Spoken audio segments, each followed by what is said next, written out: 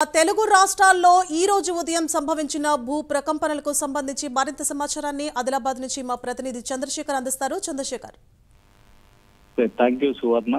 ఏదైతే తెలుగు రాష్ట్రాల్లో ఈ భూ ప్రకంపనలు అయితే ప్రజలనైతే భయాందోళనకైతే గురి చేశారు. ముఖ్యంగా ఉమ్మడి ఆదిలాబాద్ జిల్లాలో ఎత్తుకి సంబంధించిన వార్త వినగానే ప్రజలు ఒకేసారి భయభ్రాంతులకు గురయ్యారు. అసలు ఉమ్మడి ఆదిలాబాద్ జిల్లాలో సేఫెస్ట్ ప్లేస్ ఉమ్మడి ఆదిలాబాద్ జిల్లా చెప్పాలంటే ఉత్తర తెలంగాణలో ఉమ్మడి ఆదిలాబాద్ జిల్లా సేఫెస్ట్ ప్లేస్. ఎందుకంటే ఇక్కడ ఎత్తుకి సంబంధించిన ఎలాంటి ఆనవాళ్ళు కానీ గత 30 ఏళ్లుగా చూసుకుంటే అలాంటి దాఖలాలు లేవు.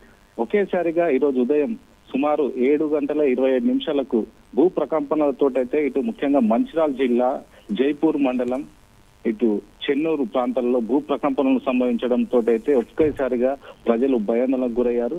ఏది అక్కడ ఏమన్నా సింగరేణి పరివాహక ప్రాంతం, మరి అదే విధంగా గోదావరి పరివాహక ప్రాంతం కాబట్టి సింగరేణి ప్రాంతంలో ఉదయం ఏదైనా మార్నింగ్ సమయంలో బ్లాస్టింగ్ సంభవిస్తే ఒకవేళ ఆ సంభవించి ఏమన్నా ప్రకంపనలు జరిగాయని ప్రజలైతే కొంత భయాందోళనకు గురయ్యారు. కానీ ఆ ప్రకంపనలు బ్లాస్టింగ్ సంబంధించినవి కావని తెలుసుకోవడంతో ఒక్కసారిగా ఉక్కిరి బిక్కిరయ్యారు ప్రజలు. ఈ వార్తను ఒకరి ద్వారా ఒకరు షేర్ చేసుకొని ఫోన్ ద్వారా సమాచారం అందించారు. ప్రజలు ఏం జరుగుతుందో కూడా తెలియని పరిస్థితుల్లో ఉన్నారు.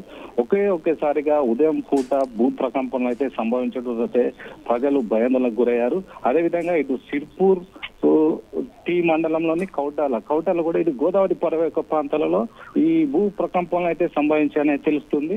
ఏది ఏమైనా కూడా ఇటు భూ ప్రకంపనలతో అయితే ఇటు ఉమ్మడి ఆదిలాబాద్ జిల్లాలో అయితే కొంచెం భయాందోళనకైన వాతావరణాలు అయితే కనిపించాయి. ఏదైతే ఉదయం పూట బ్రేక్ఫాస్ట్ సమయంలో అందరూ కిచెన్లకే పరిమితం అవుతారు. అదే సమయంలో ఒకేసారిగా అక్కడ భారీగా శబ్దాలు రావడంతో ఆడ ఉన్న వస్తువులు కింద పడపడంతో అయితే కొంత మహిళలు అయితే తీవ్రంగా భయాందోళనకు గురయ్యారు.